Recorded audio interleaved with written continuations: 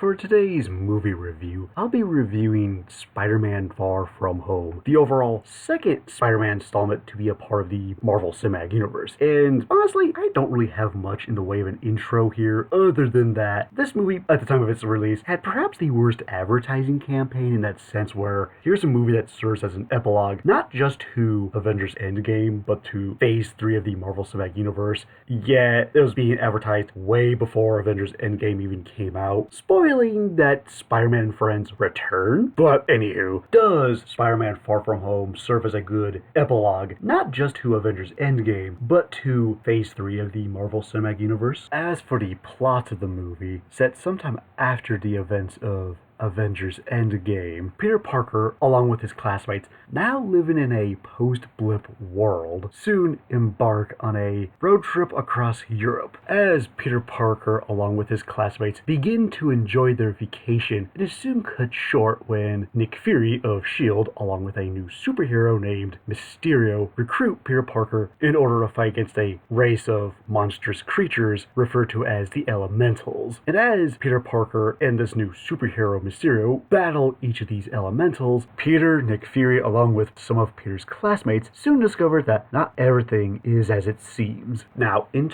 terms of what I liked about the movie, when I first heard that Sony and Marvel made a deal to incorporate Spider-Man into the Marvel Cinematic Universe, there were two villains that I wanted to see in a movie that had yet to show up. The first of which being the Vulture, who, despite not being my favorite villain from Spider-Man's Rogue Gallery, thought it was about time for him to show up, considering that the Vulture himself was supposed to appear in multiple Spider-Man movies, either being one of the original villains in the first draft of Spider-Man 3, being a possible main villain for Spider-Man 4, to potentially showing up within the Mark Webb Amazing Spider-Man movies as being a member of the Sinister Six, to eventually being the main villain of Spider-Man Homecoming, being the main highlight, in my opinion.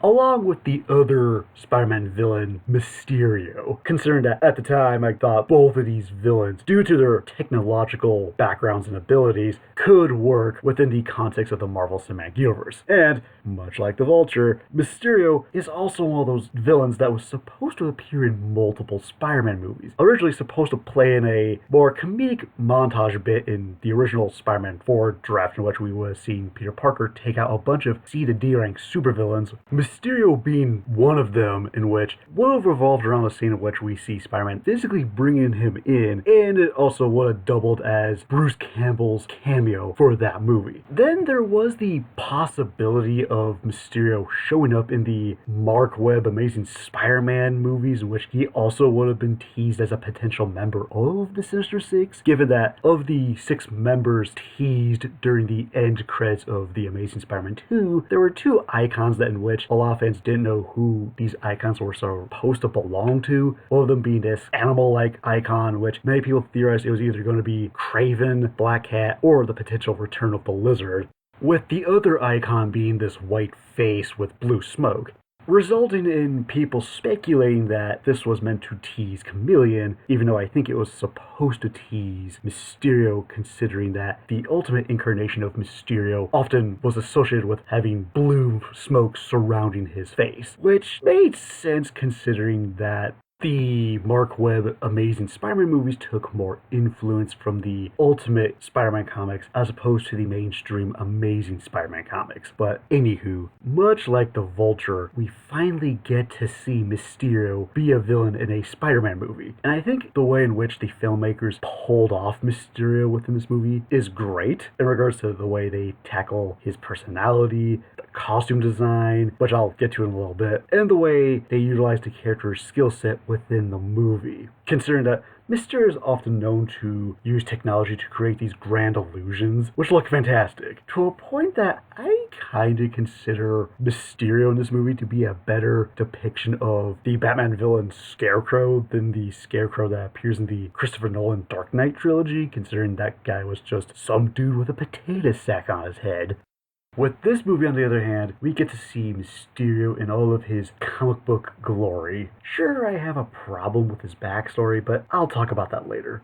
Another aspect of the movie that I liked revolves around the costume design for both Spider-Man and Mysterio. Starting with Spider-Man, because Spider-Man has his trademark costume with the white eyes and the red and blue outfit. Sure, we see him wear the black symbiote suit in Spider-Man 3, but with this movie, we see him wearing different costumes throughout the entire movie. Since we see him start the movie off with the Iron Spider suit from Avengers Infinity War and Endgame, to him wearing the Night Monkey stealth suit, which from a visual standpoint looks really cool, to seeing his homemade Spider-Man costume from Spider-Man Homecoming showing up during his fight with Mysterio in the middle of the movie, and last but not least, his regular costume getting a visual upgrade with the blue getting replaced by the black, which I thought was a nice touch. For the simple reason that here's a Spider-Man movie in which we see Spider-Man wear different costumes throughout the entirety of a movie, which has not been done before. As for Mysterio's costume, on the other hand, I was worried initially because I was unsure of how the filmmakers were going to approach the overall character design for Mysterio for this movie, but much like Black Manta from the 2018 Aquaman movie, the filmmakers managed to find a way to bring this ridiculous design from the comics and translate it well onto the big screen, both rendered beautifully in CGI and as a practical effect. Sure, I do wish that anytime we see Mysterio wearing the practical suit, I also wish that the bubble head was also a practical effect, but I do appreciate that they kept the bubble head in general. Then you have the motion capture costume that we see Mysterio wear in the second half of the movie, and I think this costume design is very underappreciated if you're someone that understands how big movie studios utilize this type of equipment for a blockbuster like this. And I think the context in which we see Mysterio wear this costume in the second half of the movie, in terms of how we see him using it to pull off these big illusions,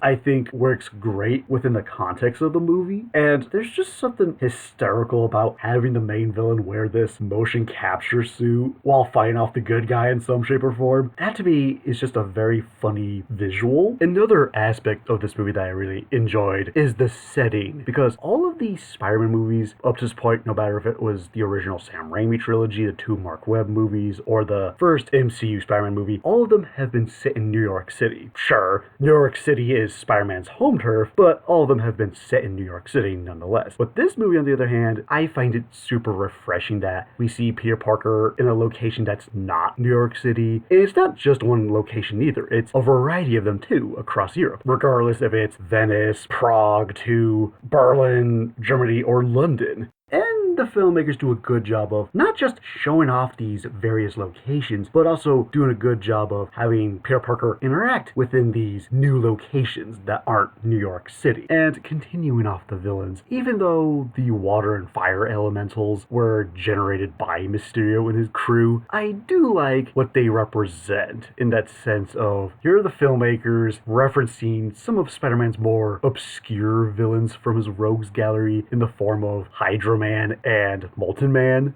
which I thought was a nice touch. And as far as the humor is concerned, while I don't think it's funnier than the humor that we saw in Spider-Man Homecoming, I think it's just as good as the jokes we see and hear in Spider-Man Homecoming. Although my favorite recurring joke throughout the whole movie is having the science teacher saying something along the lines of, "There's a scientifically good explanation behind these monsters, witches."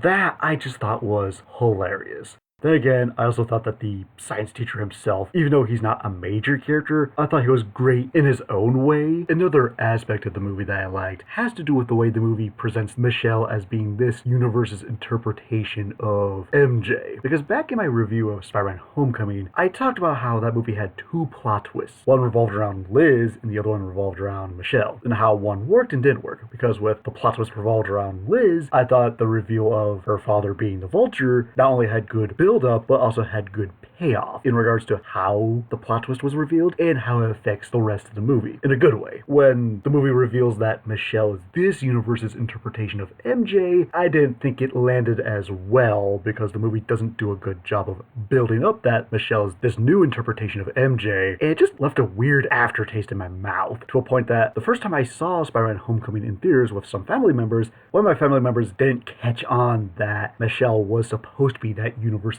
take on MJ.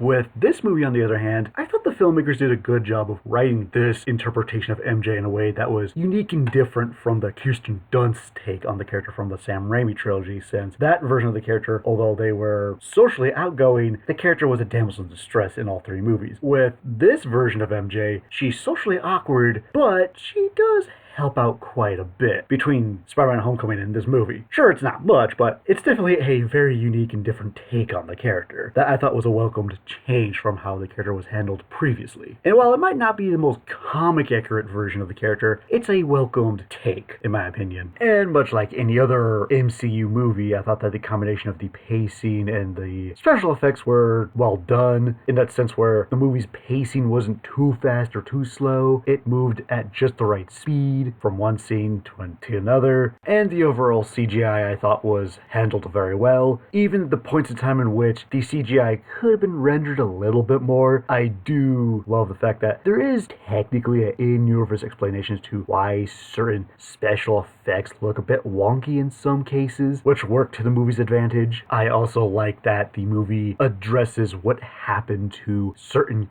characters that were affected by the snap that occurred back in Avengers Infinity War, and seeing the effects it has on people in this movie. Now we enter the movie review, in which I discuss aspects of the movie that I had mixed feelings towards, starting with the mid to post-credits scenes themselves, because on the one hand, I thought the mid-credits scene was amazing, whereas the post-credits scene wasn't really the biggest fan of. Now, starting with the mid-credits scene, this to me is amazing, because not only do we get to see J.K. Simmons reprising his role of J. Jonah Jameson from the Sam Raimi Spider-Man movies, but this also marks the first time we had an actor from one of the previous live-action Spider-Man movies play the same character in this continuity of movies. And on top of that, when he's given a report, you have the addition of Mysterio showing the doctored footage of him framing Peter Parker and revealing his identity to the entire world. That just blew my mind.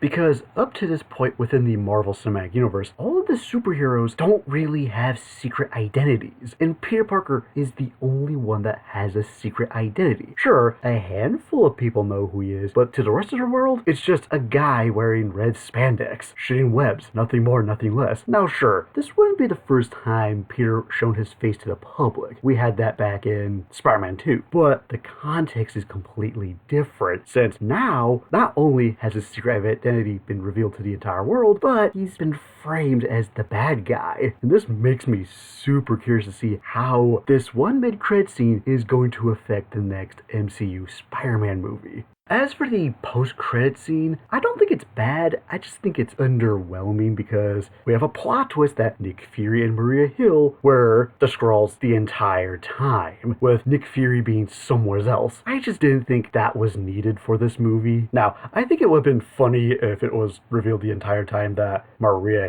Hill was really Talos talking to Nick Fury. I think that would have been hysterical with Maria in space. I think that would have been a lot more funnier, but as the scene sits, not the biggest fan of it. So in terms of what I disliked about the movie, Tony Stark is just the gift that keeps on giving, especially in the villain department, because when you look at most of the villains within the Marvel Cinematic Universe, especially those in relation to Iron Man, they're somehow, in some shape or form, a result of Tony Stark's arrogance. You got Ironmonger from the first movie, Ivan Vanko, who was more of a result of both Tony Stark and his father's legacy, which led to Ivan Vanko to become Whiplash, and joined forces with Justin Hammer. Iron Man 3, he's responsible for Aldrich Killian for creating the 10 rings and going crazy. In Avengers Age of Ultron, he and Bruce Banner make Ultron. And with the two MCU Spider-Man movies, he's indirectly responsible for the creation of the Vulture in his crew. And now he's responsible for Mysterio and his crew.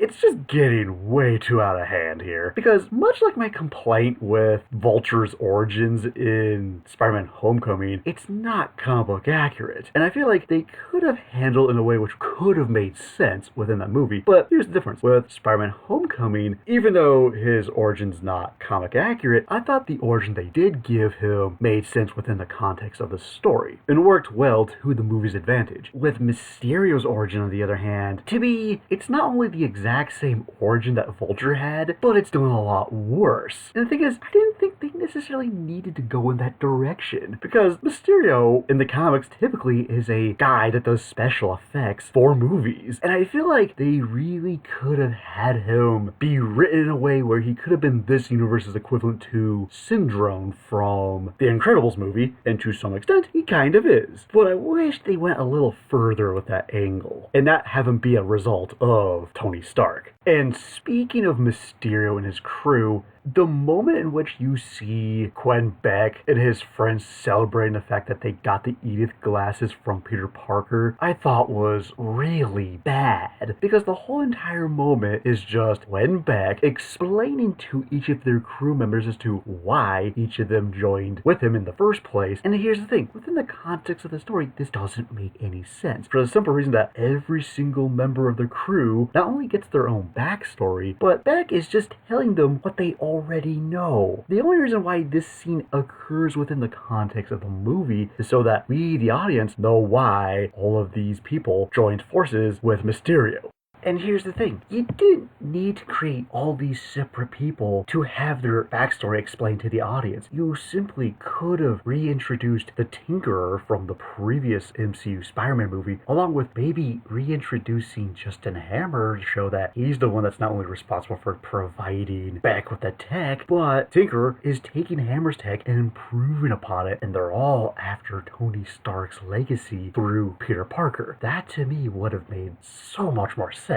Sure, that means you have to bring back Justin Hammer, but better to bring back two characters that the audience already knew as opposed to creating a whole slew of characters that are only going to appear in this one movie. The movie even introduces the Chameleon, and he could have been one of Mysterio's henchmen in a few scenes, because he only appears in the first third of the movie and then just disappears. You could have had him show up during the climax, where we see the bus driver park the bus that leaves Peter's classmates there to die, walk off, and you see him rip off his mask, revealing it to be one of those holographic masks from Captain America Winter Soldier, and I think that could have worked out fine. As the scene plays out, it's just unnecessary exposition for the audience. Another problem that I have with the movie has to do with Iron Man himself, because one of my biggest concerns in regards to Spider-Man Homecoming had to do with the advertising, no matter if it was the movie posters or the trailers, since not only did they show off Spider-Man, but they also predominantly showed Iron Man being in the movie, to a point that I thought having Iron Man in that movie was going to overshadow Spider-Man himself. However, when the movie came out, even though Tony Stark does play a big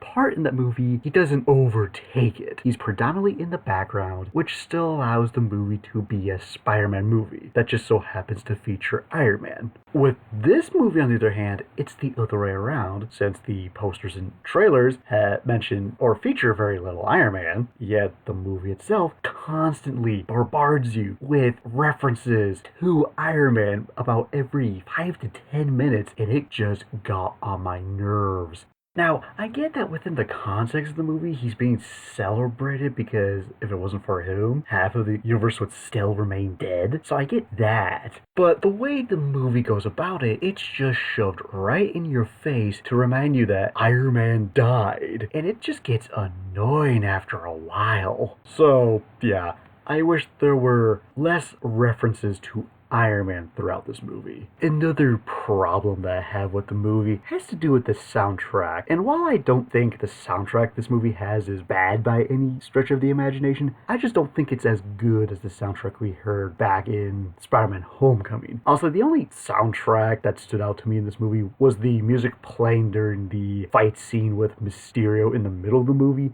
Other than that, the music playing before and after that sequence, while it did its job, it's just not memorable when I try to think about it. Another problem that I have with the movie has to do with Edith itself, because Edith, within the context of the movie, is a satellite that deploys drones that was created by Tony Stark. Now, I understand why Tony Stark decides to give Edith to Peter Parker, but I don't understand why Tony Stark created Edith in the first place. Because back in the first Iron Man movie, he stated that he was done building weapons, which is why he became Iron Man in the first place. And for someone who stated that they were done building weapons, he created Edith, which in of itself is a weapon. So the existence of Edith just truly baffles me. Now, I could understand that maybe Tony Stark sometime throughout the Marvel Cinematic Universe bought up companies that were weapons contractors, and maybe this used to belong to someone. Then I could understand that, but the fact that Tony Stark created this satellite baffles me. Also, speaking of the drones, I wasn't the biggest fan of the final battle of the movie. And keep in mind, I don't think the final battle itself was bad, mind you. I just thought that it was super underwhelming as far as a action sequence is concerned, especially when you have the other major action set pieces that revolved around Mysterio using the drones to create these elaborate illusions. But for the final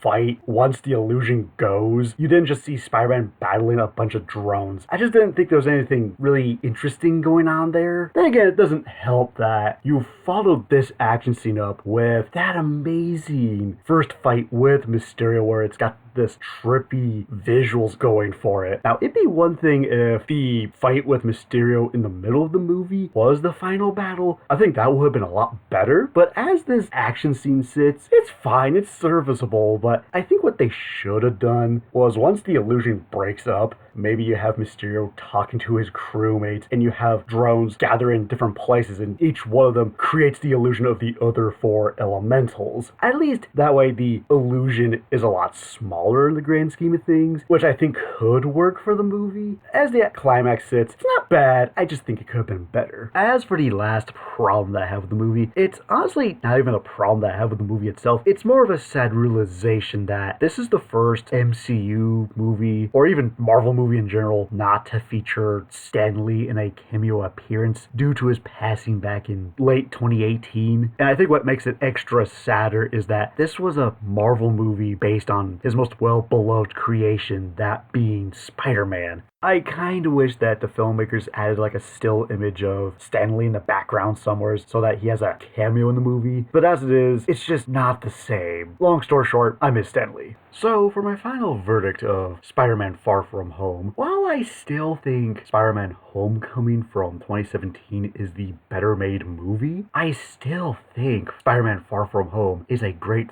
follow-up to that movie. And as for the movie itself, I think it's on point in regards to the way it delivers, the humor, the character interactions, the costumes, the special effects. And while this movie definitely does repeat certain elements from the previous movie, but it also remembers to change up certain elements, that way the movie's not a complete repeat of the first movie. Although I do think the movie falls short in some areas, such as Mysterio's backstory to the final battle itself, which I didn't think was bad, I just thought it was super underwhelming in comparison to some of the previous fight scenes we had within the movie. Plus, the way it decides to incorporate certain elements of the MCU within this movie did get a little distracting from time to time. So overall, not only do I think Spider-Man Far From Home is a great follow-up to Spider-Man Homecoming, but I also think it serves as a good epilogue to Phase 3 of the Marvel Cinematic Universe. And before my final rating, what did everyone else have to say about Spider-Man Far From Home?